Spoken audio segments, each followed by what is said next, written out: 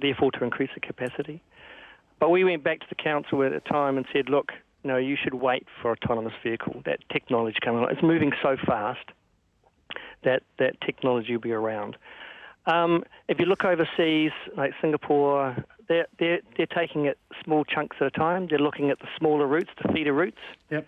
With the future looking at, as they gain experience and that technology moves forward, they can look at those complex routes. And if they can make it work in Singapore, I'm sure they can make it work in Wellington. Stephen Hewitt, thank you very much for your expertise and for joining us on the panel. Guess what the main question being asked by texters about this topic is? What do the unemployed bus drivers do? It's like those people who will not use the self-checkouts in the supermarkets because they want to keep people in jobs. Are you a bit like that? No, I'm happy to use the self-operated checkout. Because it's quicker?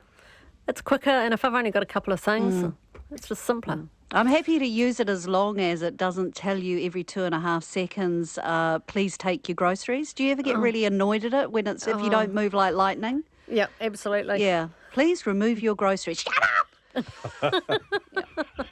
An operator is on the way.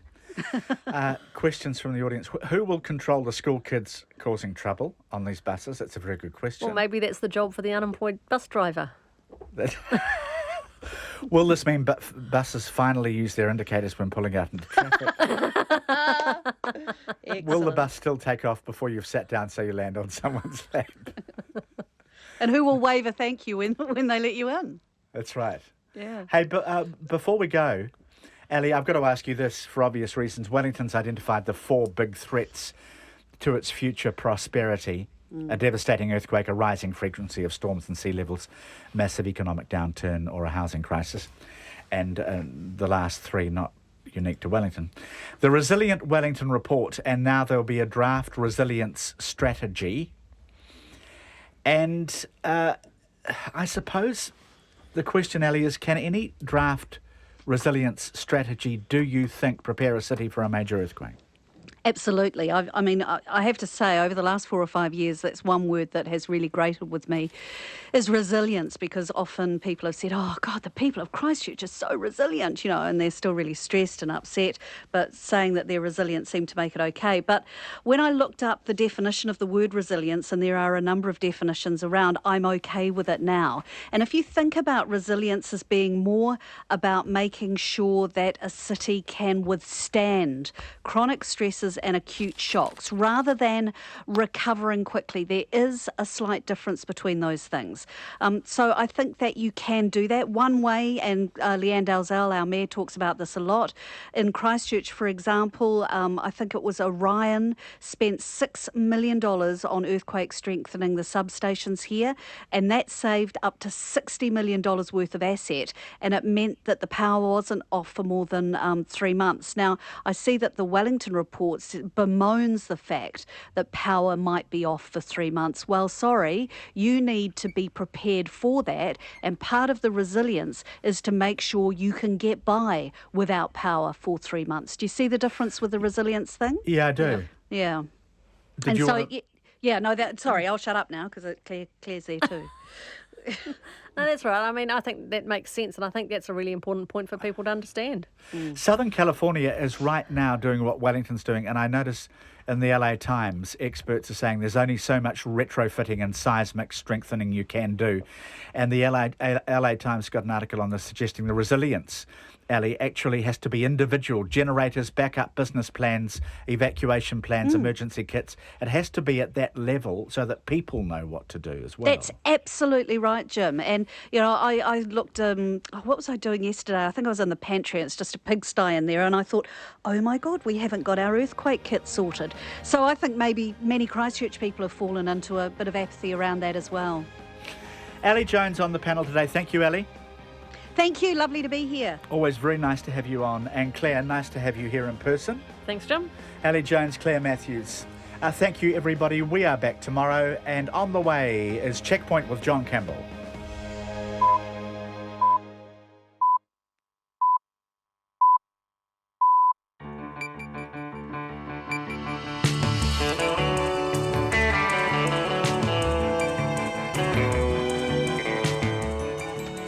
Kia ora everyone, welcome to Checkpoint on RNZ National. I'm John Campbell. On behalf of the Checkpoint team, thank you for joining us. Tonight, tax, foreign trust, disclosures and politics, a snap debate in Parliament, Brexit and the rise of incidents in which immigrants are being told to leave. The poorest 40% of New Zealanders hold just 3% of the total wealth. England lose to Iceland in the European Championship. We immediately phone Iceland to talk to ecstatic fans, and as luck would have it, we get Reykjavik's English pub. Another immunotherapy cancer treatment signed on, and from Australia, a fascinating study that suggests stress may help breast cancer spread faster and further around your body. We speak to the lead researcher. All of that and much more over the next 89 minutes. First, Katrina Batten with RNZ News. Kia ora, good evening. The Prime Minister and the Labour leader have clashed in Parliament this afternoon, with John Key facing accusations he misled New Zealanders over problems with the foreign trust regime. But Andrew Little was also on the receiving end, with demands for him to apologise to the man who carried out the review of foreign trusts, John Shewan. Parliament also held an urgent debate about Mr Shewan's report, which has found the current rules are not robust enough to protect New Zealand's reputation.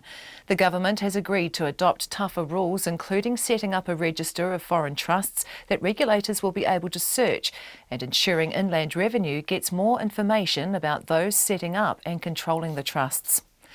Pharmac is planning to fund a second expensive drug for advanced melanoma that could be available as soon as September. It's reached a deal with the company Merck Sharp & Dohme for the supply of Keytruda and is seeking feedback.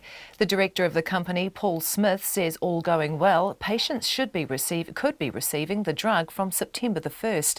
In the meantime, it will fund 2 months' supply for patients. Pharmac last month decided to fund Opdivo for melanoma instead of Keytruda, saying it had concerns about the evidence supporting the latter treatment. The consultation period ends on July the 12th. Child advocates say children's lives are being put at risk because people are often too afraid to report suspected cases of abuse. New Zealand has the second highest rate of child abuse deaths in the OECD, with a child killed every 5 weeks. Anusha Bradley reports. The child abuse charity Child Matters says while the death of Moko Rangitohiriri has sparked public outrage, it's not a surprise to those who work in the sector. Its general manager, Jane Searle, says people don't realise the scale of the problem and are often hesitant to report a suspected case of abuse or neglect. She says just reporting cases can mean the difference between life and death. Child advocate Christine Rankin agrees, but she says suspected instances are often never followed up because government agencies are overwhelmed by such cases. This is Anusha Bradley. The Prime Minister says the latest household wealth figures that show the country's richest individuals hold 60% of the wealth vary little from 20 or 30 years ago. Statistics New Zealand found that the country's richest individuals, those in the top 10%, held 60% of all wealth by the end of July 2015. Between 2003 and 2010, those individuals had held 55%. In contrast, the poorest 40% held just 3% of total wealth. John Key says the better-off New Zealanders will own assets, particularly houses, and those house prices are rising. Residents at Governor's Bay, close to Christchurch, say they feel like they're being held hostage in their own homes by boy racers.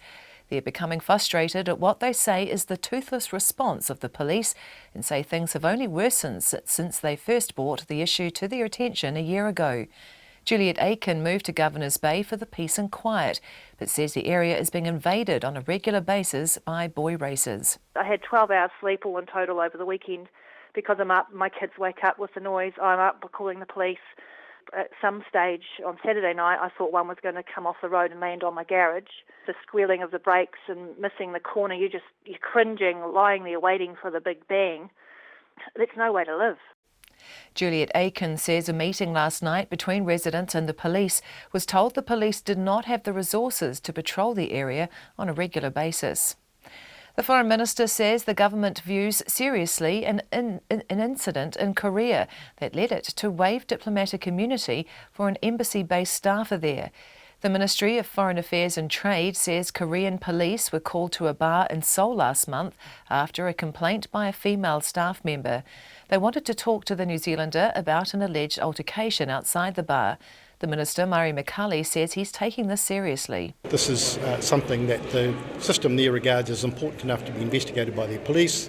New Zealand values its reputation, and particularly the reputation of those who are protected by the Vienna Convention. The Foreign Minister, Murray McCulley.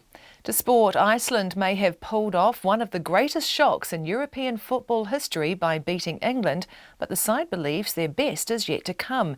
Their stunning 2-1 defeat of England in the knockout phase of Euro 2016 has led to the resignation of England coach Roy Hodgson and set up Iceland for a quarter-final clash with hosts France. It's the first time Iceland have made the quarter-finals of a major tournament, and midfielder Gylfi Sigurðsson, who plays for Swansea, says team spirit is the key to their success. It's really simple, really. We have a game plan. We believe in the things we're doing, and I think it's the belief and the power we have together as a team. Gylfi Sigurðsson. Despite England's exit from Euro 2016, there was something for England sport fans to cheer about.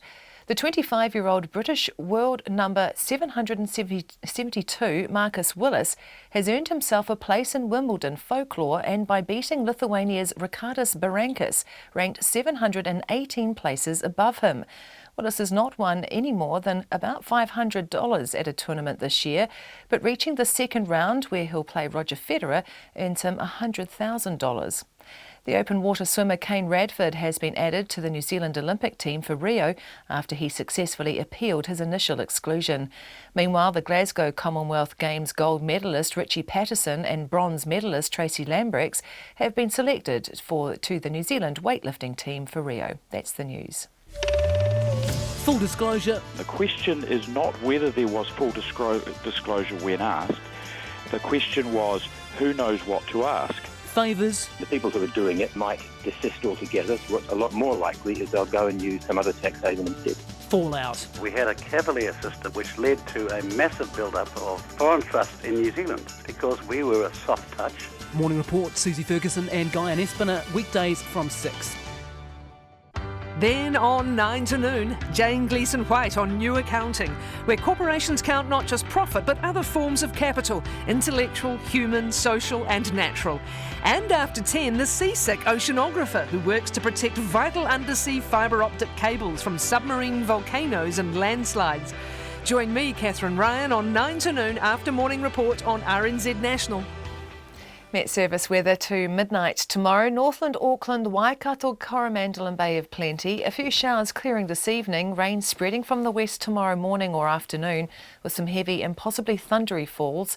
Rain easing later tomorrow in Northland, Auckland and Coromandel.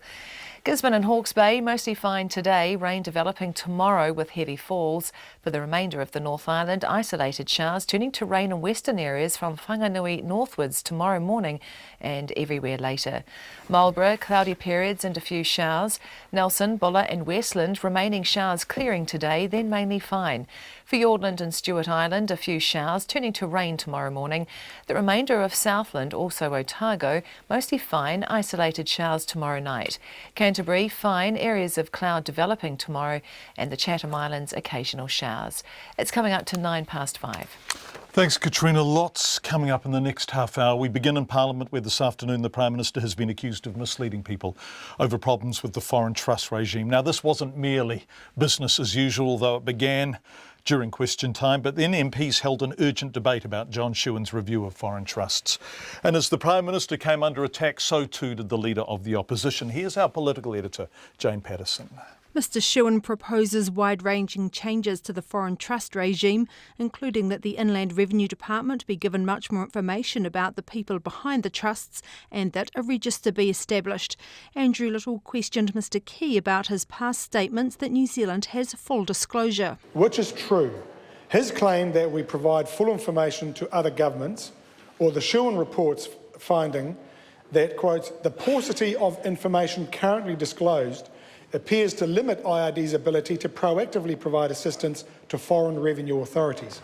Mr. Speaker, Right Honourable Prime Minister. The member is selectively trying to quote from John Shewan when this morning he made it quite clear on Morning Report that in fact actually the situation is that New Zealand does have full disclosure. Mr Little recently admitted his comments about Mr Shewan advising the Bahamas government on its tax haven status were wrong. Mr Key jumped on his admission, leaving Mr Little momentarily stumped. If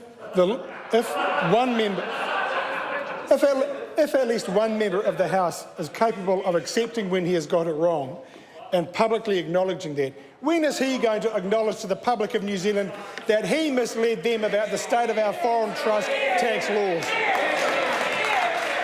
The Right Honourable Prime Minister. Mr Speaker, I haven't not misled the New Zealand public. Mr Little then asked Mr Key about warnings from IRD about the foreign trust regime 3 years ago. Isn't it time for him to stop playing silly buggers and admit what the IRD told him in 2013, what John Shewan told him last week, and what every New Zealander knows, that his government has been harbouring foreign tax dodgers for far too long? The Right Honourable Prime Minister. Mr Speaker, the member, if he wants to look at responsibility, should get out a mirror and stop apologising to John Shewan 2 hours before an All Black Test match and have the guts to get up and say it in this Parliament that he's sorry. In his report, Mr Shewan also called for lawyers and accountants to be covered by anti-money laundering laws immediately, not mid-next year as planned by the government. The Justice Minister Amy Adams says that won't be happening. Look, you can always speed up legislation. The question is, will you get a good, robust regime as a result that doesn't impose any more cost on New Zealand families and businesses than we have to? My view is that this is as fast as we can do it and still have confidence that the regime is robust. It is clear, it is workable, and it imposes cost only to the extent necessary. Meanwhile, a New Zealand foreign trust provider named in the Panama Papers says proposals to beef up disclosure rules may prompt some clients to close their trusts. But Roger Thompson of the accountancy firm Bentley's New Zealand, which is the agent for Mossack Fonseca, says the changes are unlikely to have much effect on his business. He says most of his clients will be comfortable disclosing more information to Inland Revenue, provided it was not publicly available. From Parliament for Checkpoint, Jane Patterson. 5:12. We turn now to Brexit, and wherever you look, from the big picture of politics and markets to the personal stories of the immigrants who thought Britain was their home and they were welcome there, the costs are beginning to mount. As the Tories look to find a new leader and Labour looks to either depose or defend their current one, as Britain's credit rating is downgraded, share values tumble and the pound continues to fall, something is reportedly rising: incidences of racism.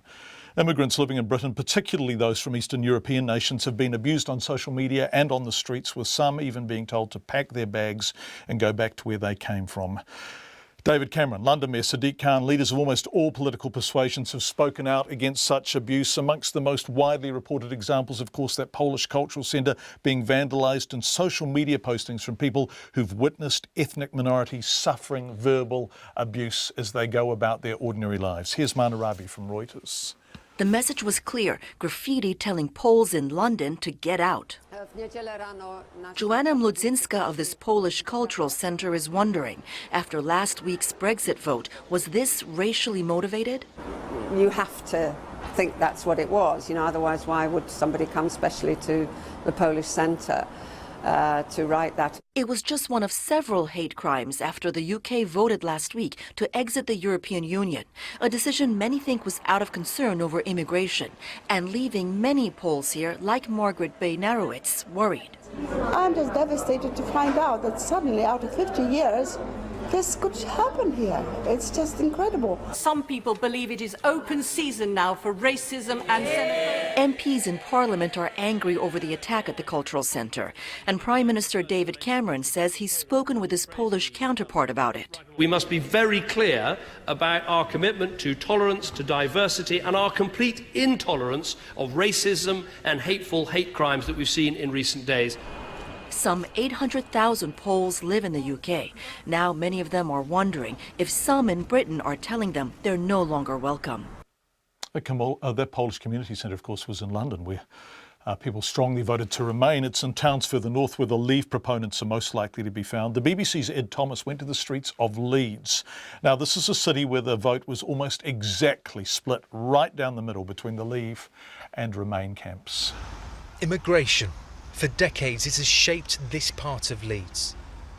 But right now, the latest to arrive, the Eastern Europeans, are facing a test like never before. Keep telling, why are you still here? Why are you not coming back to your own country? Vilius is from Latvia. He says every day after the referendum, he's faced abuse. Do you feel under threat? At the moment, yes, because I don't know what's going to be later on. That's very simple. And when people shout that at you to get out, what do you say? Why I should get out? And there is tension. This is my street, yeah? Obviously, we had no Romanians, Polish people here before. Where are they now? We've got them here. We've got them end of the street.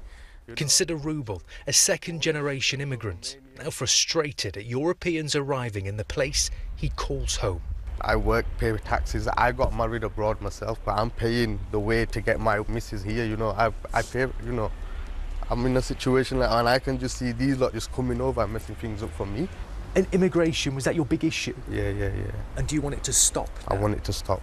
And many here feel like they can now speak out. They've got their own country as well, and not just flood of Britain. Take Wayne. He voted out after years of concern over immigration. Just close the barrier, stop, because it's too much. Do you want the migrants to go home now? I want them to go as soon as possible, really.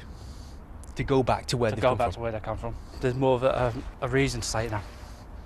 After the Brexit vote? Yep. It's important to put this into perspective. We've heard of dozens of cases of European migrants facing abuse. But this is a sensitive time, and many people in places like this are worried about what happens next. EU migrants have been told they have a right to stay, but that message isn't getting through to everyone. Renata left Lithuania 4 months ago, a single parent looking for work. It's going to be different. We've been for many years in the EU, so we're just all guessing what's next. Everyone is really scared. And then we find Lee. I'm a nationalist. I'm for this country. Outside a Polish shop, proud to call himself a fascist and wanting to talk. Just take your country back. Take our country back. It's not racism. They're just coming across too much. Once that vote happened, what were your thoughts and feelings? A sense of relief. You felt relieved after the Brexit vote? Yes. There are extreme voices, and for some European migrants, of fear, fed by uncertainty of what will come. Let's go now live to the UK, where our correspondent Catherine Drew is joining us. Catherine, good morning, and it really is very early there, only 6:15. But I'm looking at the headlines of the papers already this morning, and it is just chaos, isn't it? Johnson versus May, the Labour Party just spontaneously combusting, Cameron off to Brussels to try and sort something out, a sharp rise in the reporting of racist incidents. Where do you begin? Well, indeed, where do you begin? I don't usually see this hour in the morning, and I have to say, waking up to the news today, it doesn't make me want to wake up at this hour in the morning. As you say, an awful lot going on, a very, very busy news cycle as we have. I was going to say day, but actually it goes on through the night now. Of course, everyone tweeting. I was just looking at Jeremy Corbyn's tweets through the night. He attended a parliamentary Labour Party meeting where he was slated last night, but then he comes out of Westminster and there's a huge rally in support of him. So, as you say, the Labour Party in chaos, and you have to say that you don't envy David Cameron today. He's obviously going to have a rather frosty meeting with those European leaders, and he has to sit through a dinner tonight. I don't know what they're going to be talking about. Probably not the Euros either, after Britain crashed out of the tournament. So very tricky meeting for him. Yes, and where to next, and who is going to take Britain there? You have the Tories, you have Theresa May and Boris Johnson jockeying for leadership, and they clearly don't like each other at all. You have the Labour Party falling apart. There is a sense of total disruption and disconnection. Who is going to lead Britain out of this? That is a good question. Many people both parties are looking for their saviour. Let's talk about the Conservatives first, because we do have some news on that. The 1922 committee, which runs basically the leadership contest, has brought forward the timetable for finding a leader. We heard David Cameron say on Friday that a new leader would be in place by October. That's now been brought forward, and it could be as early as September the 2nd. The nominations process is going to open Wednesday Wednesday night and close Thursday midday, our time. So obviously those that do want to stand, and we're getting a few names through, they're obviously going to have to get their act together. We know Theresa May is probably going to be the Stop Boris candidate. A lot of antipathy towards Boris Johnson because of what has happened.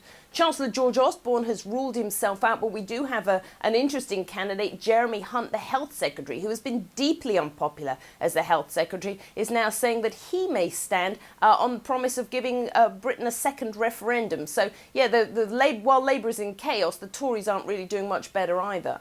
You mentioned Chancellor George Osborne. He made the world's most boring speech yesterday, willfully and deliberately so, to try and persuade everyone to feel calm by being calm himself. Has it had any impact? Credit rating downgraded. Obviously, the markets have been shut overnight. But what's the sense there of where to for the economic indicators?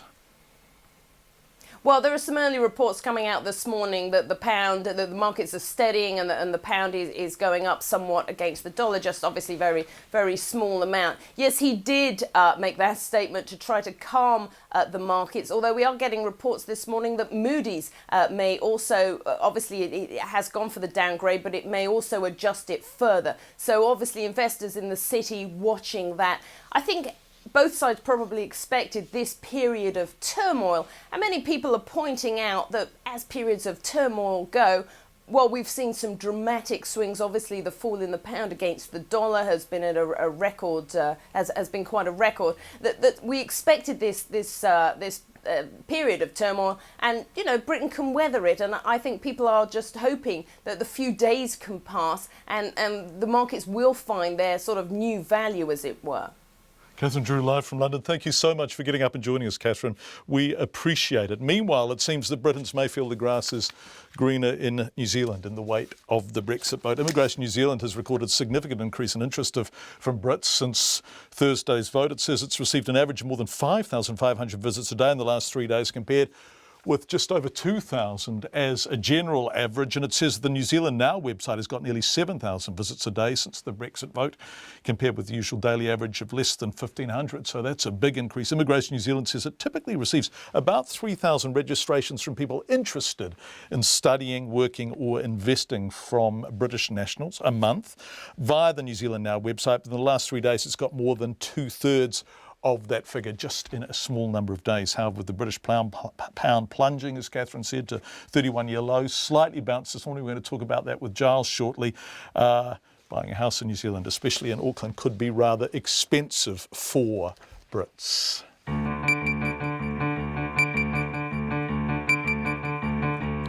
5:23. If you are a British expat living in New Zealand, if New Zealand is now your home, we'd love to hear from you.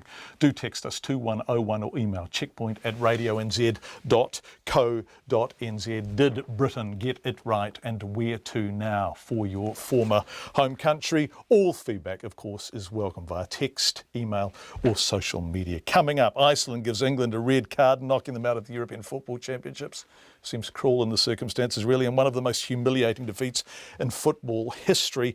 And child advocates say lives are being put at risk because people are too afraid to report suspected cases of child abuse. All of that coming up on Checkpoint. Melanoma sufferers will now have 2 treatment options after Pharmac today announced it would also fund Keytruda.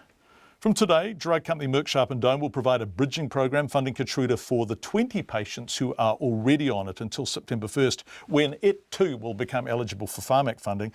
Melanoma patient Lisa Renwick cashed in her retirement savings to privately pay for Keytruda at a cost of $150,000 a year. I spoke to her late this afternoon and asked her how much things had changed since she petitioned Parliament back in February, when no immunotherapy drugs were available to patients publicly funded.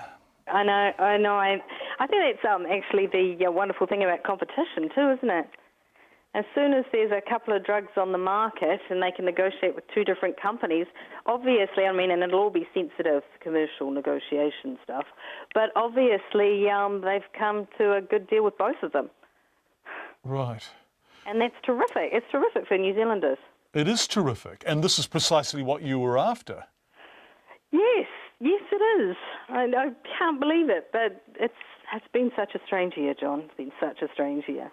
It's been such a strange year because not that long ago, The science around this was being questioned, the value for money around this was being questioned. You were being told not to use emotive arguments to persuade the government and FOMAC to fund the stuff. Now it is being funded very quickly.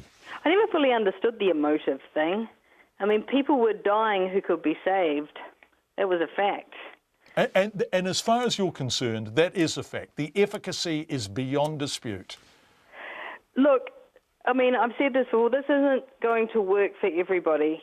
I mean, melanoma is a nasty disease and people are still going to die. But now people have a chance. They have a chance to fight. And I think everybody deserves a chance to fight. How's your health? Well, I've got a nasty head cold. But other than that, I'm still here. I'm still working. I'm still living my life. And I am so grateful for the second chance. And Lisa, I ask you this every time, and forgive me because it's a tough thing to discuss, but when were you diagnosed as terminally ill and given a very small number of weeks to live? It was Mother's Day a year ago, so that was May 10th. And I am still here. And the tumours, what's happened to them? They disappeared. They disappeared. I mean, it's not right to say that I'm cured because there is no cure, but it is right to say that I'm living my life and I'm being treated and the treatment is proving effective. It's keeping the cancer gone, which is where I want it to be, gone. And the real icing, the magnificent, big heap of icing on the cake is now this is going to be publicly funded. Yes, and other people will have the same chance, and that's the way it should be. Everyone should have their chance. Yeah. You cashed in your retirement savings to pay for it, didn't you? I did, so I'd better work really hard because I intend to live for a very long time. You're a force of nature, you are. Lisa Renwick, who at the beginning of the year led the campaign for one of the immunotherapy treatments, Opdivo and Keytruda, to be funded, initially to great resistance. Now they both are. 27 minutes past 5. England 1, Iceland 2. Yes, England are out of the European Championship in the quarterfinals to a team so unfancied, no one gave them a chance, except perhaps themselves. And before we snigger meanly, those of us who are rugby fans might like to remember the abject pain of defeat in the quarterfinal of the 2007 Rugby World Cup, although at least we lost to France. England lost to a country ranked outside the world's top 100 footballing nations until as recently as 2012. Ignominy. And if you don't believe it's really that bad, we're going to defer to an expert. Here in 57 seconds is the BBC Sports editor Dan Rode describing the loss as a new low for English football. Possibly the greatest calamity in English football history. 2 years ago, I watched England get knocked out of the World Cup in Brazil in 5 days flat and thought it couldn't get any worse. I was wrong. People talk about the 1950 World Cup defeat to the United States, but arguably this plumbs new depths. Let's put this into context for a moment. English football has the richest league in the world, the Premier League. The manager, Roy Hodgson, the best paid manager here at Euro 2016. The FA, one of the richest football organisations in the world, a wealth of talent to choose from. They've just been beaten by the smallest country in terms of population, just 300,000, remember, to ever reach a major tournament. Iceland playing in their first ever major competition. Half of the year they can't even play football. They only have one Premier League player and no professional league, but they were simply too good for an abject England team. Oh, Dan Rode of the BBC saying what he really thinks. If Iceland is football's Cinderella, there were some people who believed the glass slipper was going to fit them, although not many. Even if every single person in Iceland passionately believed their team could beat England, that's still considerably fewer people than live in Christchurch. After the game was over, we phoned the first pub in Reykjavik whose number we could find. Oddly, it was an English pub, which seems a bit unfair, but then it's been that kind of week for England, really.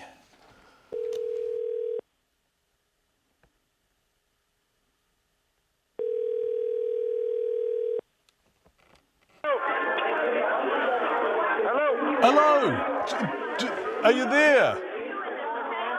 Give me a second.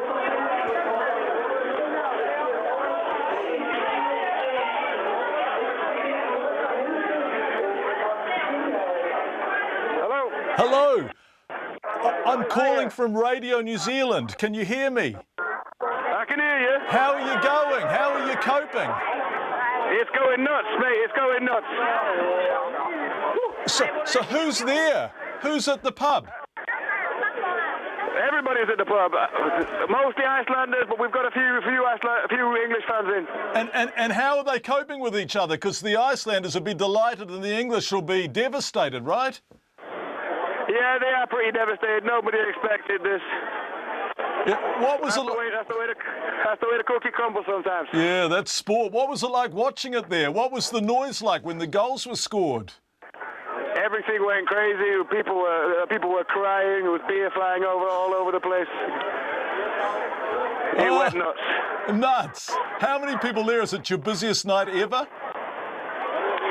It's like Independence Day and all Saturdays ever rolled into one. And so, where are you from? Are you English or Icelandic? You sound English. I'm Icelandic, but I grew up in England. And so, who are you supporting? I got to go for Iceland. Yeah, born here, was raised here. It wasn't an easy choice, but the choice was made. And so, what does it feel like now, having beaten England in the quarterfinals? It feels crazy. At no point in my life I expect to be knocking England out of the European Championship ever. I just thought I'm not going to see it in my lifetime. But the boys have been tremendous for the last couple of years, and they've just showed themselves to be a force to be reckoned with. It's not long ago they were ranked 133rd in the world. I mean, this is a fairy tale, isn't it? Yeah, we jumped off from 130-something to number 23 in the world in the space of a few years. It was 5 years, I think. With the population the same size as Croydon. Yeah, exactly. It's amazing. It's pretty laughable when you think about it, but it's happened. Yeah. What are they drinking? What's everyone drinking? That's just a lot of beer. Congratulate them from New Zealand. Tell them well done from New Zealand and thank you. It's lovely to talk to you. Enjoy the beer. Thank you, guys. Thank you, guys. Have a good one. Okay, you too. Thanks, brother. Bye-bye.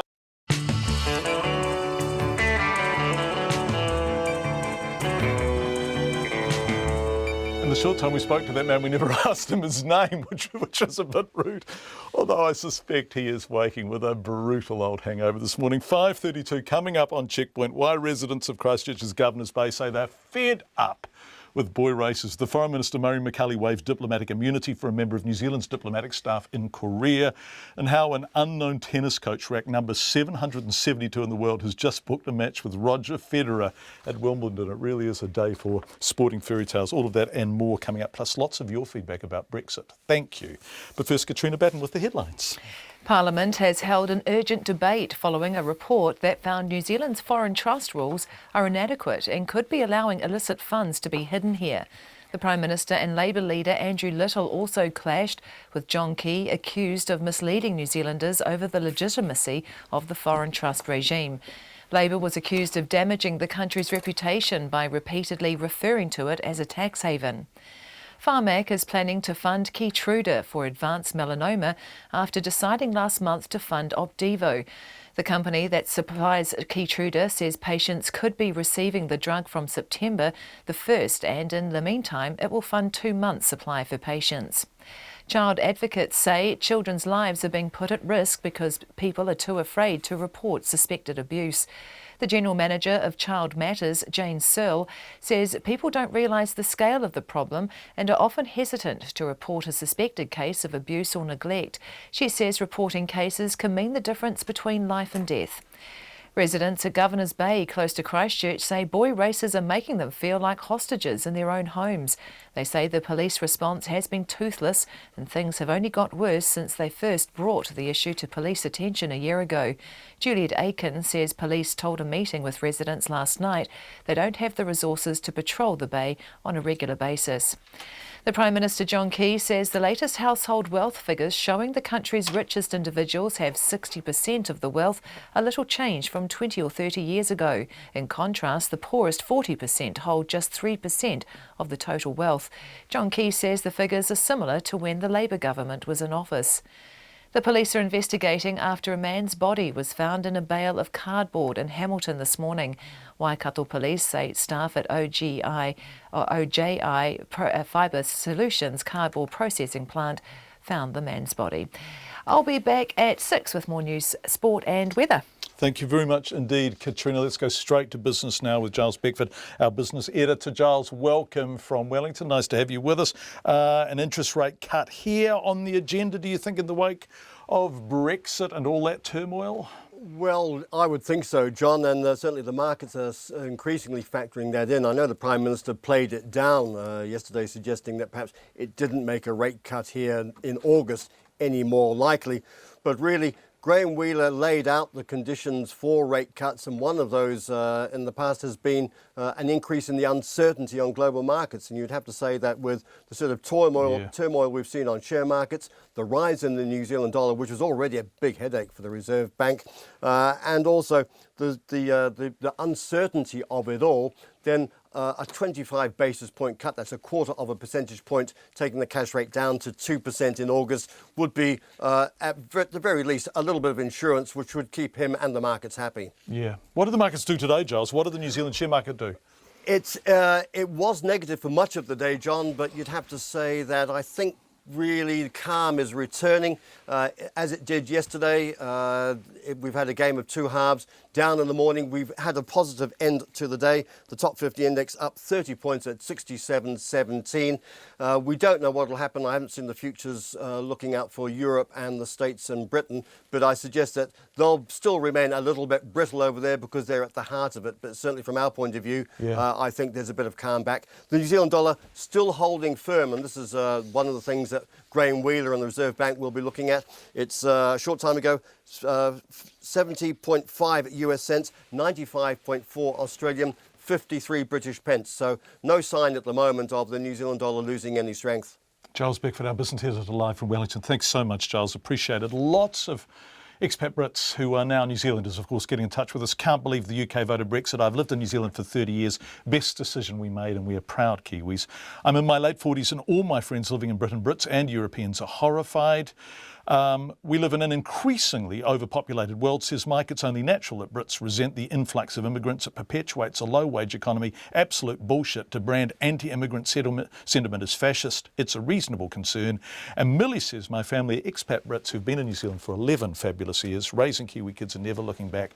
To keep this beautiful country safe and happy, maybe we need to learn a lesson from the UK and USA and look after all our people, our children, and those who struggle to make ends meet before we create the same disenfranchised underclass who vote based upon fear and fury. Thank you, all of you, for your feedback. Text 2101 or email checkpoint@radionz.co.nz. It's 22 minutes to 6. Child advocates say lives are being put at risk because people are too afraid to report suspected cases of child abuse. Today, the father of 11-month-old Tegan Parole-Witchman pleaded guilty to killing his daughter in 2009. Of course, this is off the back of the Mockle case yesterday, which sparked outrage. And one charity says the death of Mockle, Tegan and countless other children do not come as a surprise to those working in the sector. This is a big and important story. Anusha Bradley reports. New Zealand has the second highest rate of child abuse deaths in the OECD, with a child killed every 5 weeks. Outrage at individual cases like Mockle's are common. Rallies marking the 3-year-old's untimely death were held around the country yesterday as his killers were sentenced. The General Manager at the child abuse prevention charity Child Matters, Jane Searle, says the challenge is now to keep the problem of child abuse at the forefront of people's minds. It's horrific as it is when these cases hit the headlines and the community is united behind it, which is the positive aspect of it. For those that work in the area of child abuse or those that work in the sector, sadly, it's not a surprise when these cases happen. She says anyone worried about a child shouldn't hesitate to report it.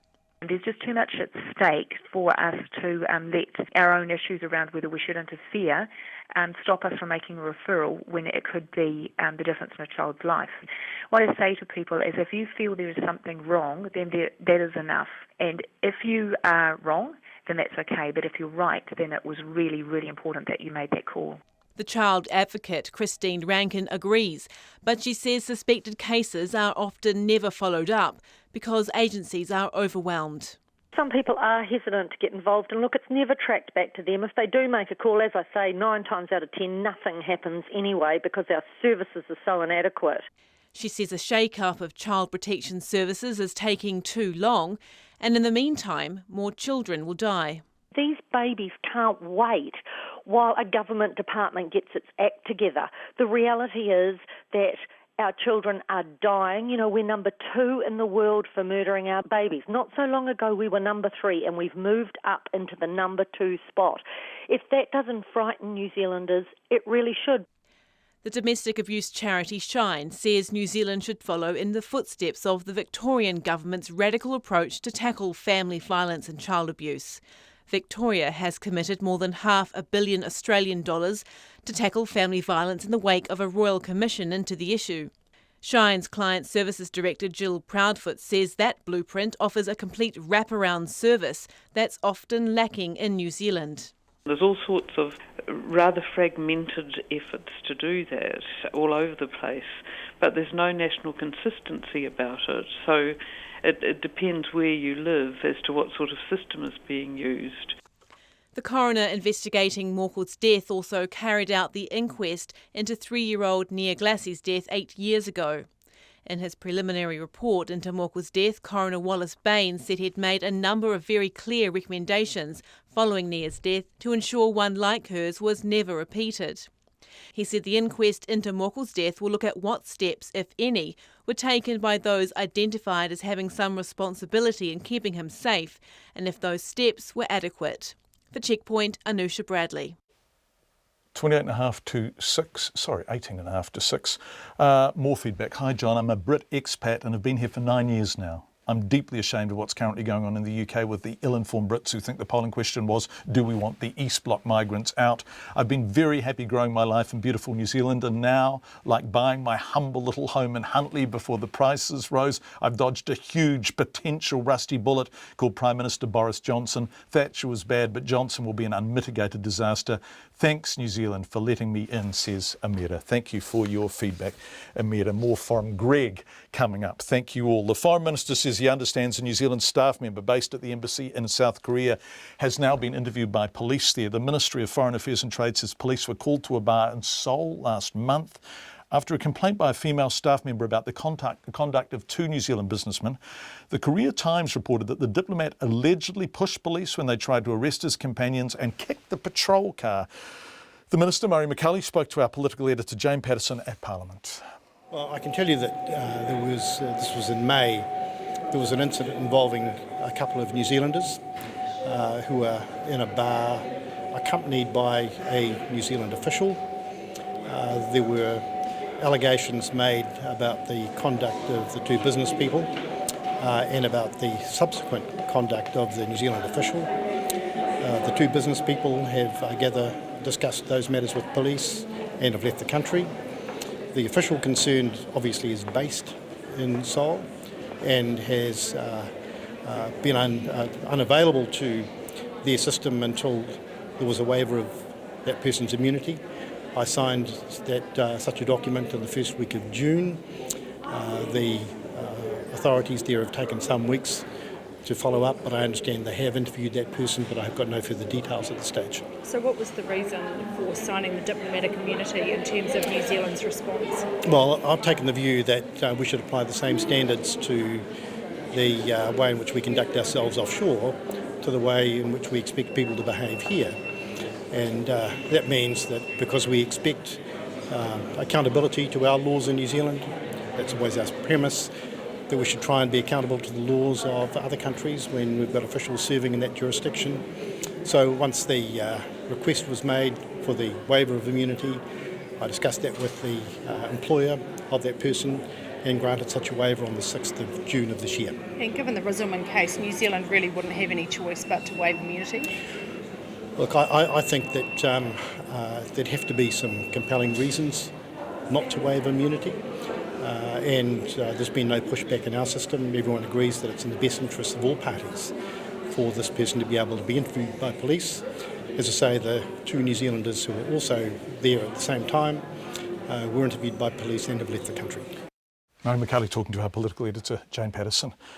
Residents of Governor's Bay, close to Christchurch, say they feel like they're being held hostage in their own homes by boy racers, and frustrations are rising in the settlement. They say police response has been toothless and things have only worsened since they first brought the problem to their attention a year ago. Our excellent Christchurch reporter Conan Young's been looking at this. Juliet Aitken says she moved to Governor's Bay 4 months ago for the peace and quiet, but the area has been invaded regularly by boy racers. I had 12 hours sleep all in total over the weekend. Because I'm up, my kids wake up with the noise, I'm up calling the police. At some stage on Saturday night, I thought one was going to come off the road and land on my garage. The squealing of the brakes and missing the corner, you're cringing, lying there waiting for the big bang. That's no way to live. Miss Aitken attended a meeting between residents and police last night. She says they were told the police didn't have the resources to patrol the bay and its surrounds on a regular basis. We appreciate that they're trying to stop it in town before it gets over here. Well, they're fighting a losing battle. It's been going on for 2 years now, and I just don't know where there's going to be an end to it. We're just shaking our heads last night at the meeting. It's quite infuriating. Another resident, Rose Belton, says it's like playing Russian roulette each time she drives between the bay and the city. Tailgating, overtaking on blind corners, sliding in front of us, deliberately going on the wrong side of the road, racing on some of the flat stretches 2 abreast on a road that is designed for two-way. The boy racers aren't just a problem at night either. Rose Belton says she's seen them doing burnouts close to the local school at 3 in the afternoon. She says residents confronted the boy racers at a meeting last year, but to no avail. I always remember one little boy, he was about 11, and he stood up in front of this boy racer and he said to him, "How would you like to lie in bed at night and be woken up all night long by this awful noise, and in the morning go to school and you can't do your homework, you can't stay awake because you're so tired?" The local ward councillor, Andrew Turner, says the police can't be everywhere and it's now up to the community to get better at passing on information to the police so they can act. So a more organised and coordinated effort on the part of the community as to how that information, registration numbers, vehicle descriptions and recording of vehicle behaviour as well. Andrew Turner says there are no easy answers to the boy racer problem because people need to be caught in the act before the police can act. Nobody from the police returned calls to RNZ News before deadline. In Christchurch for Checkpoint, Conan Young.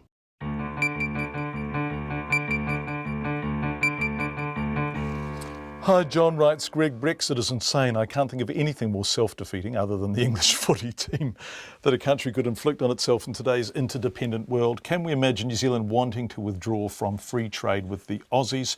On a more personal view, bring on Scotland's next Indie referendum, hopefully a yes this time, and at least my parents will get to continue being European citizens with all the good that comes with that too. Thank you, Greg, and thank you for all your feedback. Time for a bit of a sports chat now with our sports editor Stephen Houston, who's going to join us from Wellington. Yet another miserable day for the England football team, as we've seen and heard. Stephen, 2-1 at Euro 2016, which was forced the resignation of English manager Roy Hodgson. Stephen, just before you pick this up, this bugger was paid £3.5 million a year. And he's been there for 4 years and he's not had the best of runs, has he? So, mind you, I mean, English football supporters, they'll get very excited about these tournaments and it always ends in tears. So, it's no surprise really, is it? I mean, in the end. And it's funny because the Brexit jokes have also started, John. We've had one talking about Roy Hodgson's being touted as the ideal replacement for David Cameron as PM because he's shown that he can already lead England out of Europe. That's very good. Wimbledon, this is a day for fairy tales because whilst England is suffering, Iceland are jubilant. And who's this character who was ranked 772 in the world who's really pulled off one of the great upsets at Wimbledon? It's fantastic. So these are the kind of stories that you like to hear about, and they do sort of put a smile on your face, and they're great to cover. He's 25-year-old British world number 772, Marcus Willis. So he's ranked well down the pecking order in tennis, but he's earned himself a second-round match at Wimbledon. He's become part of, I suppose, Wimbledon folklore and everything now, hasn't he? Because he's defeated Lithuania's Rikardas Berankis, who's ranked 718 places above him. This guy, Willis, he lives at home with his parents. He hasn't won anything more than $500 at a tournament this year. So getting through the second round at Wimbledon, that earns him a $100,000 payday. And he also now gets to play Roger Federer. And after the match at the media conference, he was in a very relaxed frame of mind. And when he was asked whether he had any superstitions that had helped him get this far in the tournament. I didn't, and then I've been staying in the same hotel, eating the same meal every night, and it's killing me a little bit now, but I'm going to keep doing it. What was the meal? I have tomato and pepper pasta with added chicken on. I check out every single morning. I mean, I'm not heavy favourite for any match I've been playing, so... You're going to play Roger Federer. Explain. Discuss the thought of playing him, or whether on centre court or number one court. Well, I'm not sure he can play on grass, that's good. No, yeah, obviously it's amazing, dream come true. I get to play on a stadium court, and this is what I dreamed of when I was younger. And yeah, I'm going to go out there and try and win the tennis match. I probably won't, I might not, but I'm still going to give everything as I have done the last 7 matches. What an excellent character I check out every morning. That's a beautiful line. Let's talk about Chris Cairns. He's in another legal stoush, Stephen, seeking damages from the MCC. Is that right?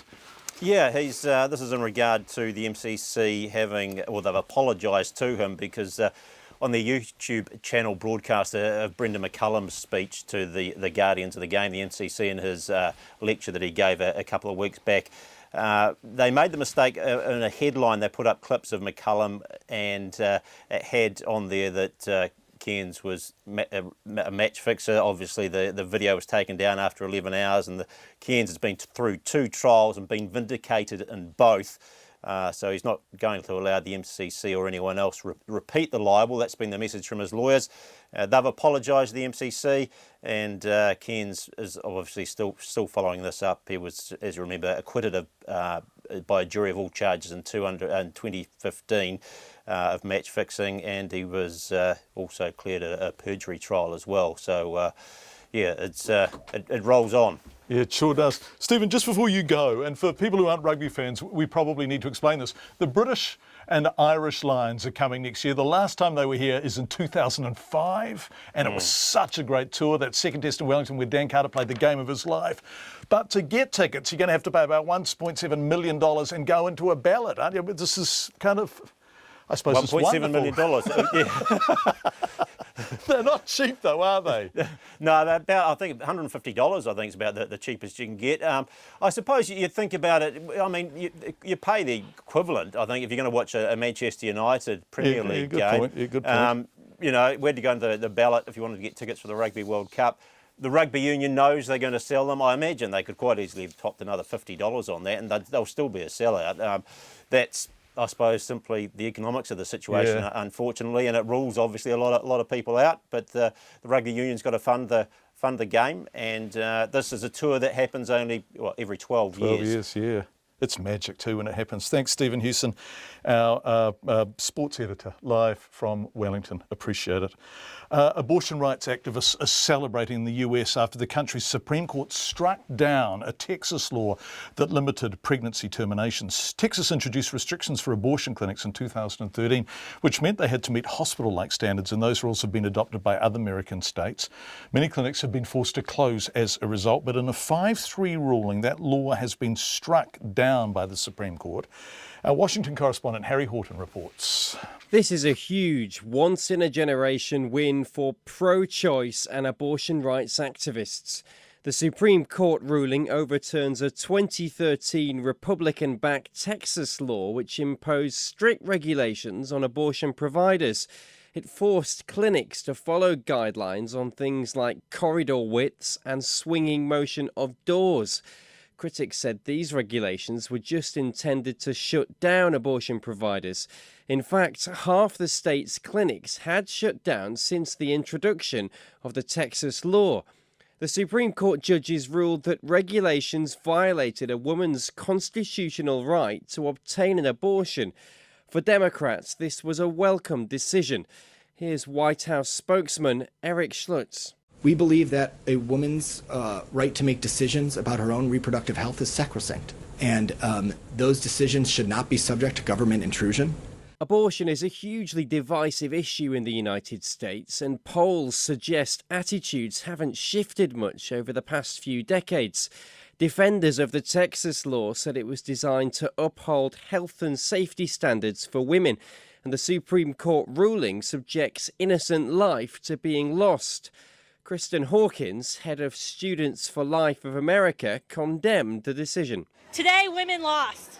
Today, the Supreme Court put politics over the health and safety of women in our country. The decision could impact similar laws already in place in other US states. But in years to come, activists on both sides of the argument will look back on this ruling as a historic moment in America's abortion debate. For Checkpoint, I'm Harry Horton in Washington. It's 5 minutes to 6. More than 1,000 owners of menacing dogs have signed up to the Auckland Council's offer to register their pets for free, 5 times the number they were expecting. Auckland Council started offering free registration and discounted desexing in April in their effort to stem dog attacks. That offer is about to close. Meanwhile, a puppy found in an Auckland rubbish bin faces being put down because it's believed to be a menacing breed. But as Alex Ashton reports, the fate of the dog dubbed Chip is not purely down to its breed. Auckland electrician Jonathan Robbins was on his way to work on Thursday when he pulled over to put some rubbish in the bin. But as he went to look inside, I noticed a small head pop out and look at me, which obviously was Chip. Tucked under a pile of litter, a puppy Jonathan named Chip. He says the dog was cold, so he wrapped it in a jersey and took him back to his office. After about an hour of just hanging out with Chip, getting to know all my workmates and whatnot, a lady from Animal Management came to pick him up and basically stated that due to his breed, he may or may not be put down. Chip is being held at a council-run shelter in Henderson, but the council's manager of Animal Management, Jeff Keeber, says breed aside, Chip is simply one very sick puppy. At the moment, Chip is too underweight and too young for us to tell what breed he is, and until he puts on weight and gets better, we aren't able to make that assessment on him. In short, if Chip gets better, gains weight, passes temperament tests and is found not to be a menacing breed, then he could be rehomed. But if he doesn't get better, he'll be put down. And if he gets better and is indeed a pit bull, he will also be put down because the council doesn't adopt out pit bulls. There is that dilemma there around the cute puppy versus the dog that does grow up to be big, and these dogs take a lot of work and a lot of supervision, and it's hard. Chip's issue comes just ahead of a council crackdown on dangerous dogs. In April, following a spate of dog attacks, owners were given a 2-month slot to get their dogs registered for free. For $25, they can get their dog microchipped and desexed. But from the 1st July, unregistered menacing dogs will be impounded and their owners fined. Today, sign up past 1,000 people. It is huge. We were expecting 200 to be signed up, so 1,000 is pretty spectacular. We're really, really pleased about that. Jeff Keeber says the extra sign-up won't blow the budget because it costs so much to chase up unregistered dogs. We are having to run around and find vets to do all this work, but luckily enough, there are a whole lot that do want to do it. So there is a little bit of a wait list, and we're contacting the people on the wait list at the moment, letting them know that there will be a slight delay in getting their dogs desexed. Jeff Keeber says come Friday's cut-off, the council will be out looking for unregistered animals. And by then, Chip's fate, now the subject of a petition with more than 10,000 signatures, will also be clearer. Jonathan Robbins says if he had known what life had in store for the dog in the grey lin rubbish bin, he would have just kept him. I would not even have picked up the phone if I knew what was going to happen. It plagues my mind at night time whilst I'm nice and warm in bed and he's probably freezing cold in some little poor cell. Jonathan Robbins says pit bull or not, if Chip's healthy enough to be rehomed, he should be. For Checkpoint, Alex Ashton. Just about 1 minute before 6, Katrina has just arrived with the 6 o'clock RNZ News. The Brexit vote was a victory for everyone who starts a conversation with, "I'm not a racist, but I'm ashamed to be British." Here's one piece of feedback. And says John, tennis has its own Eddie the Eagle. Great story, yeah, and I couldn't agree more. Wonderful story. And this one from Lucy. I'm a dual New Zealand and UK citizen, and having spent a few years living and working in the UK, I can say the best part of the experience was working and floating with some of the most interesting, hard-working and generally awesome people, most of whom were Poles, Latvians, Portuguese, Germans and Austrians, not to mention the easy access travel my UK passport enabled. I'm now applying to renew my British passport and feel like I should get a discount. Thank you, Lucy. Thank you for all your feedback. If you do want to give us feedback on any of the subjects we are covering, you can text 2101 or email checkpoint@radionz.co.nz. And don't forget our excellent Facebook page, which is doing great trade. Thank you all. And we are also on Twitter. It's coming up on RNZ National to 6 o'clock.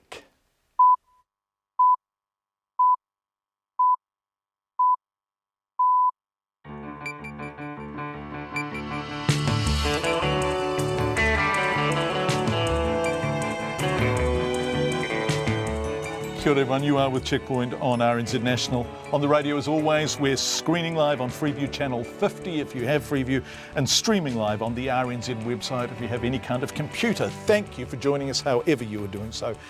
In the next 30 minutes, how the rich are getting a bigger slice of New Zealand's wealth pie.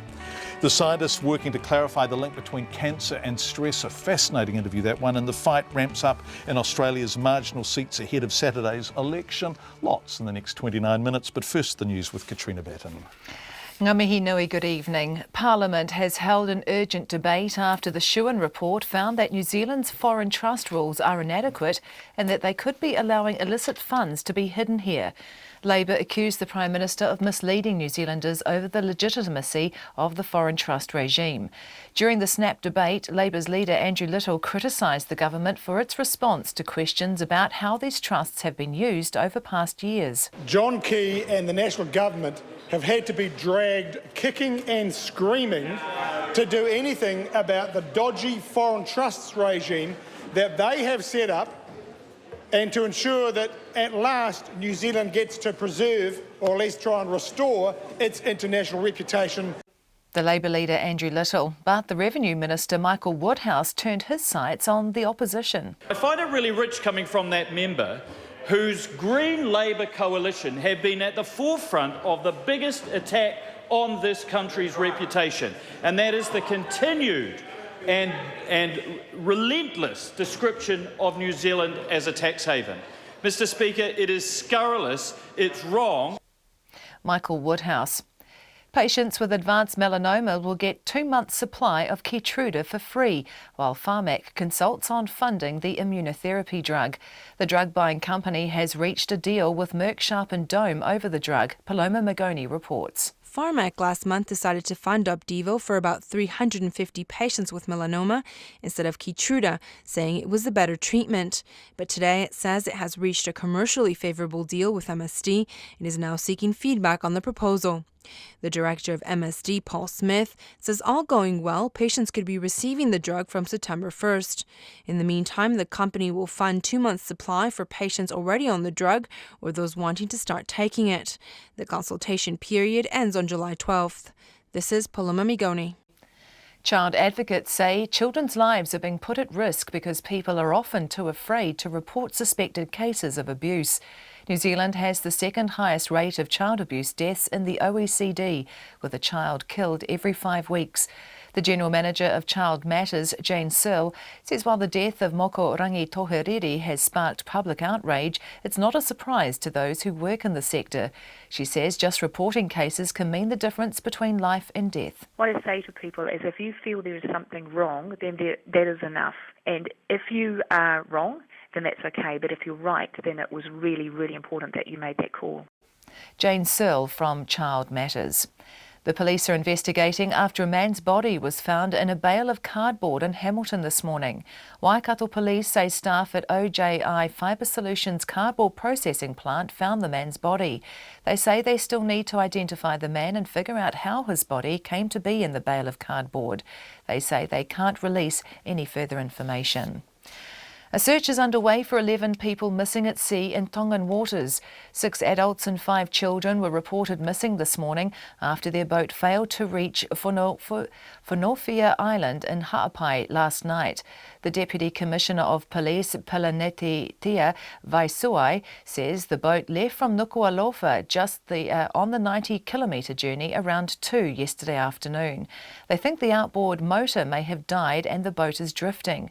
A New Zealand Defence Force Orion aircraft is assisting in the search. Small boats have been providing inter-island connections in Tonga since the beginning of the month, while the domestic ferry undergoes repairs to a broken rudder.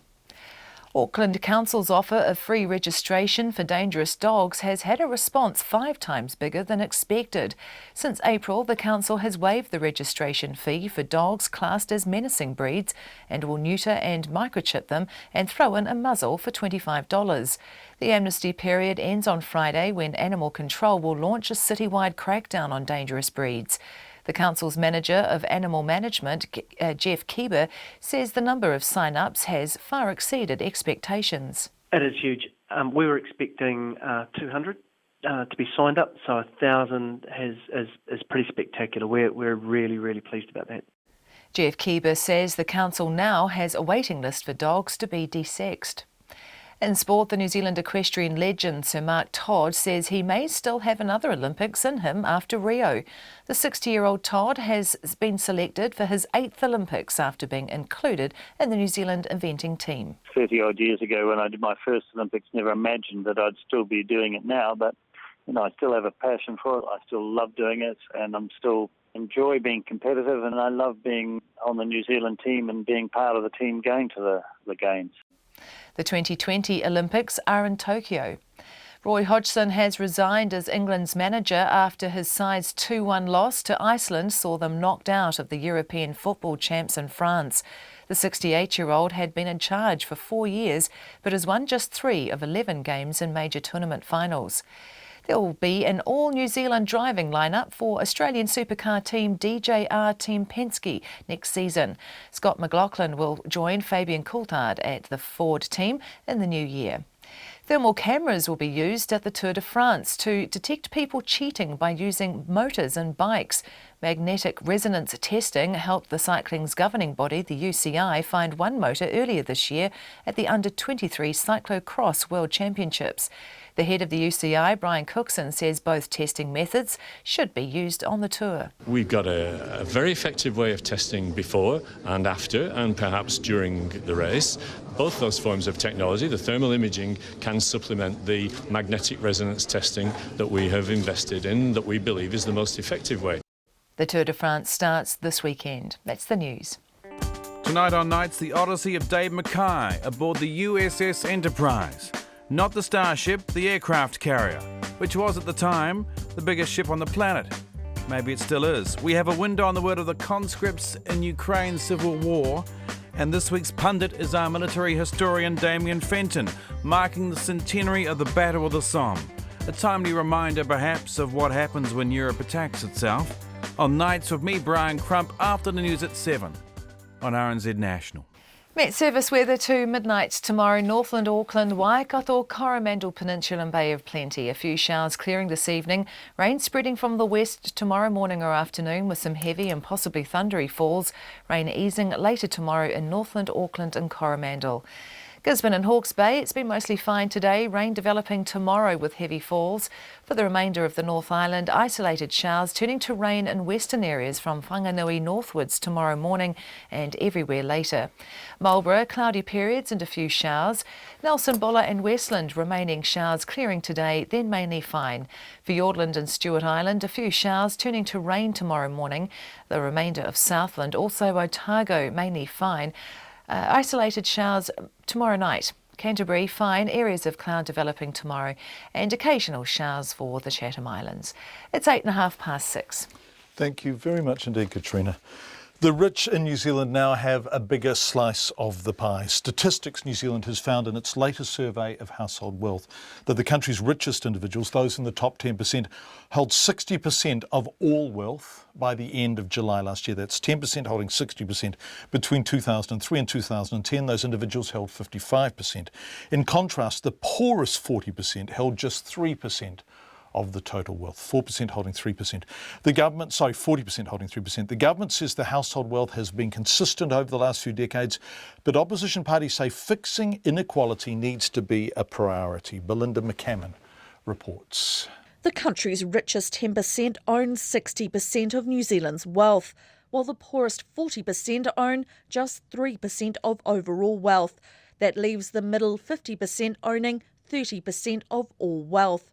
Independent economist Shamubeel Jacob says the figures are further confirmation of a growing class divide. Every time we see a new statistic on inequality, whether it's in terms of incomes, opportunities or wealth, it shows very clearly that New Zealand is becoming really ripped apart by a class system.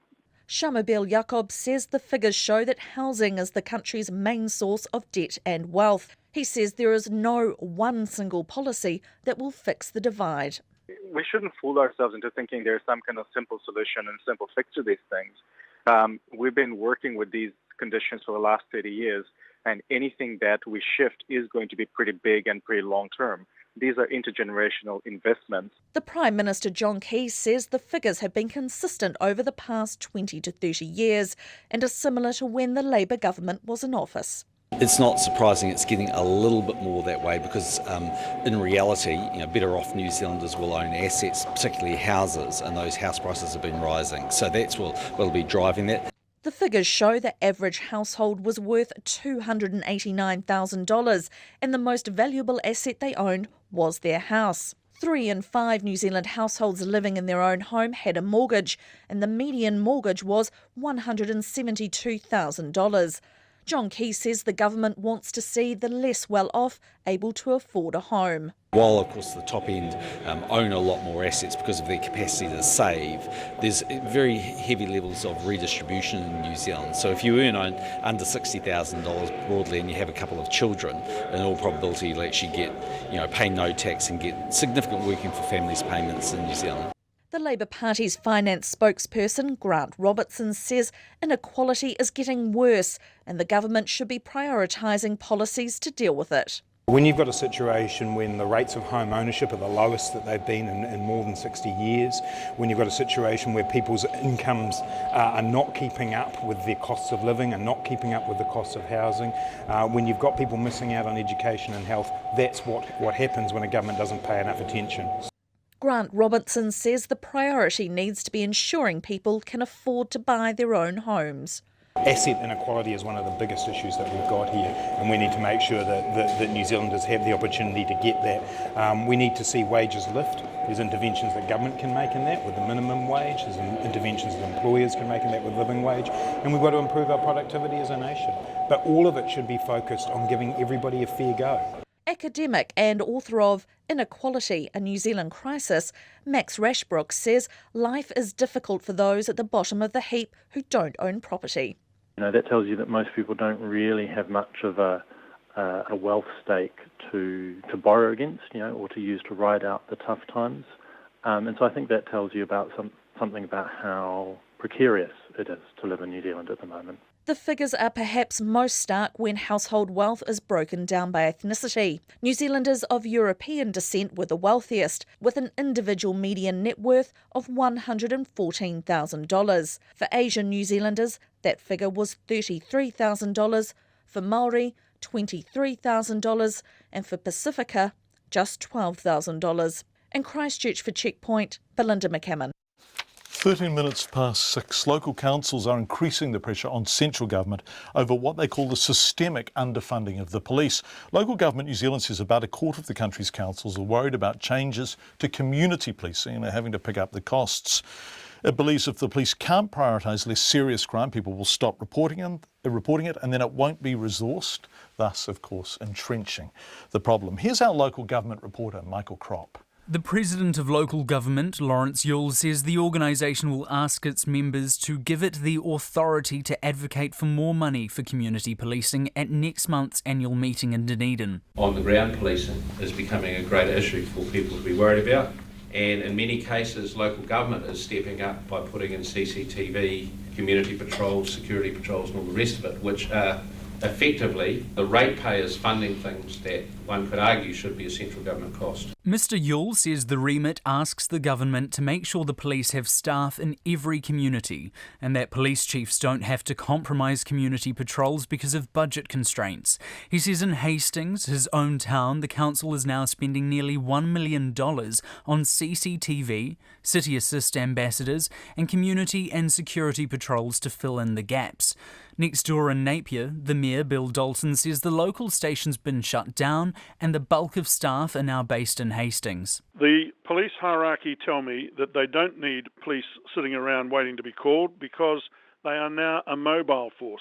In a place like Hawke's Bay, if there's a problem in Hastings, everybody goes to it. If the next problem's in Napier, there is no one in Napier. And that's unacceptable. Mr Dalton says the police are simply under-resourced and cannot afford to spend time in the community unless they've been called out. The Tararua District Council's Mayor, Rowley Alice, says staff are not being replaced when they leave and he's worried the rural outpost may be about to close. Central Command are quite happy with this state of, in fact, natural attrition to keep carrying it on. And we are down somewhere around about 9 police at the moment. We've got 2 advertised vacancies, but yet what's happening to the other 7? They've gone. Mr Alice says burglaries are up and many aren't being attended. And in rural areas, poaching, rustling and cannabis plots are becoming more common. A similar story has been told in Northland, where local businesses say their towns are increasingly lawless and the criminals are getting younger and bolder. Judith Collins, the police minister, says the force is not being underfunded or neglected and councils are not filling gaps. She says the police are in fact working in partnership with local government by monitoring CCTV cameras, supporting community patrols and hosting volunteers in stations.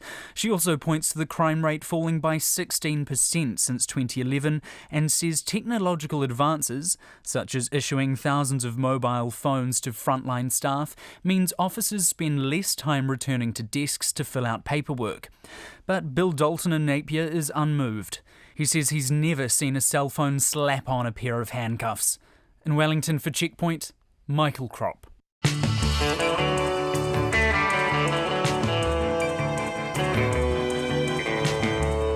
6:16. With less than 4 days until the Australian federal election, the fight for key marginal Western Sydney seats such as Parramatta is ramping up. The battleground seats are seen as must-wins for both the Liberal and Labor parties. Of course, these are, seats that will determine the election. Our political reporter Demelza Leslie with this report from Sydney. The seat of Parramatta has been held by the Australian Labor Party's Julie Owen since 2004, but her hold on the seat is a precarious one. She won by just 1.4% at the last election. Ms Owen says it's a hard seat to win because the electorate is so diverse, with 1 in every 2 born overseas. Very difficult seat to serve because of its diversity, very difficult seat to win if you don't already hold it because you have a lot of communities to get to know.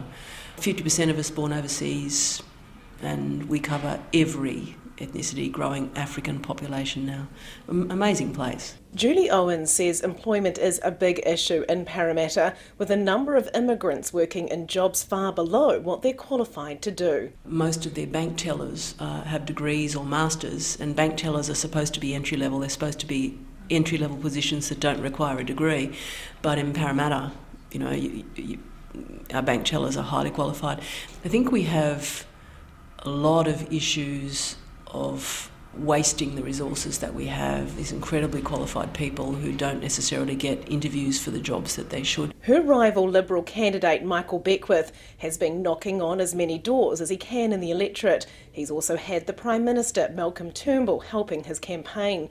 Mr Beckwith believes the mood in Parramatta is changing. The Liberal values, the Liberal ideas resonate more with qualified people, professionally qualified and technical workers, which is what Parramatta's got more of. Every year there are more of those. And the old sort of working class, there's less of that, more of the aspirational people that are aiming high. So I think the attitude of the electorate is gradually, there's a long-term gradual shift happening, and I can see it and I can hear it when I talk with people in the electorate. A long-time Liberal campaigner in Parramatta, Alan Sexton, believes Michael Beckwith is benefiting from Malcolm Turnbull's leadership. There's now not an anti-Tony Abbott angst within the voting electorate. And I believe that while Julie Owens is a lovely human being, at the end of the day, she is a member of the Labor Party, and the Labor Party hasn't fully recovered from the last election defeat. Ms Owens admits the Australian Labor Party is the underdog in the election. I think winning 21 seats in this climate is very, very difficult. We'll win some. Whether we win enough is another matter. Of the marginal seats in Australia, 31 are currently held by the governing Liberal National Coalition, and 27 are held by Labor, with independents holding the remainder.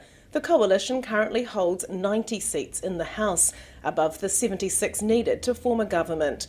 Labor has 55 and needs to win another 21 seats to retake government, and it can't afford to lose Parramatta.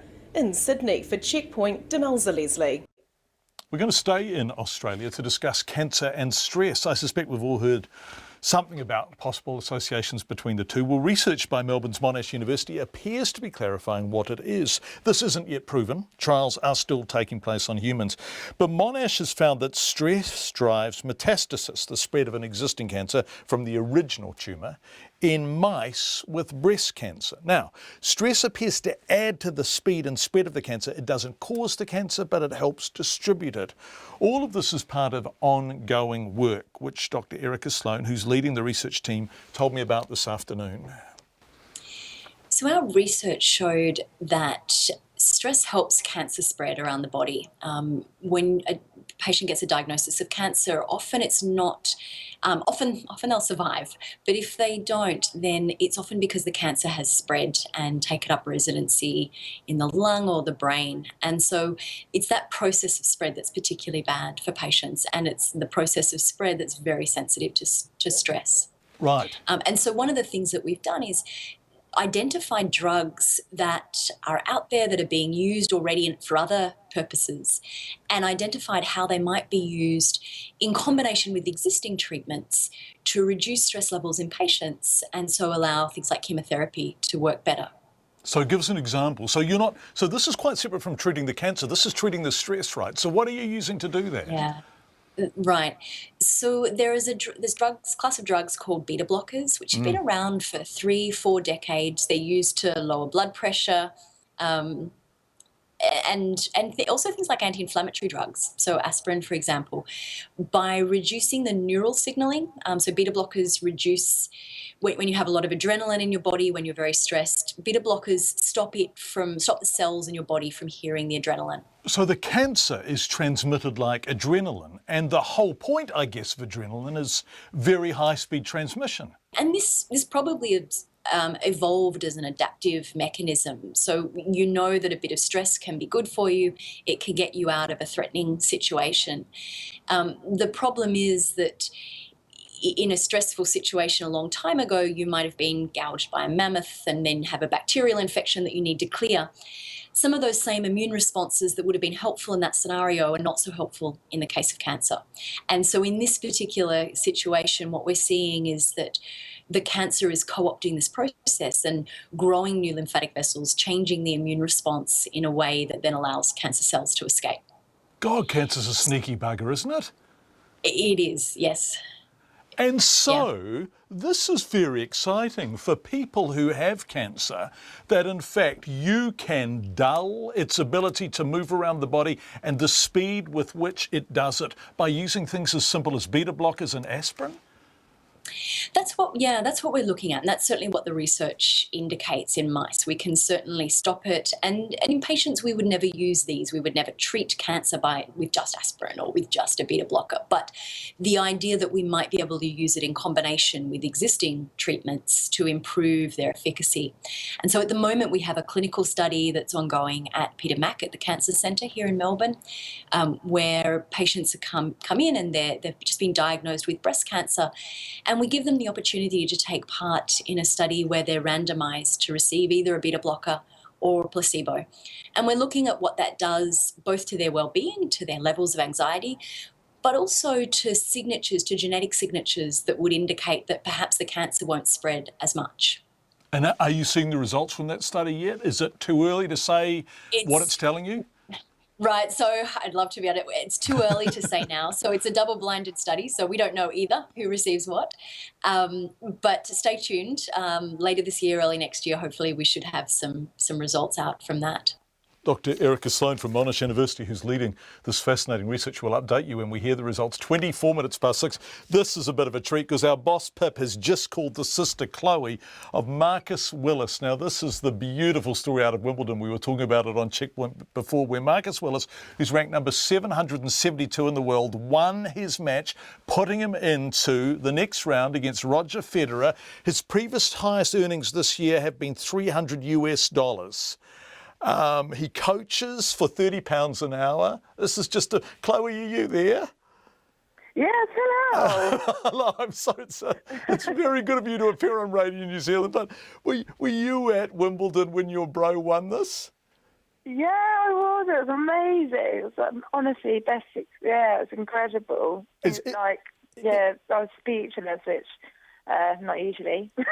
Is he your younger? Is he your younger or older brother? Yeah, my dad taught him everything I knew. No, he's my little brother. And so you've obviously watched him practice and dream of cracking it at Wimbledon. And I think even he would say that he was against the odds, wasn't he? Oh, yeah, so much so. I mean, even I was surprised when he when he won his first round of qualifying. I was like, no. So yeah, he's obviously just in a really happy place. Yeah, it's incredible. It's magic, isn't it? I mean, I'm sorry to do this to an English person, but it's like Iceland beating English in that actually professional sport doesn't throw up many real surprises. By and large, the guys who get paid the most win the most, And here he is, your brother, proving that sometimes something better than that is possible.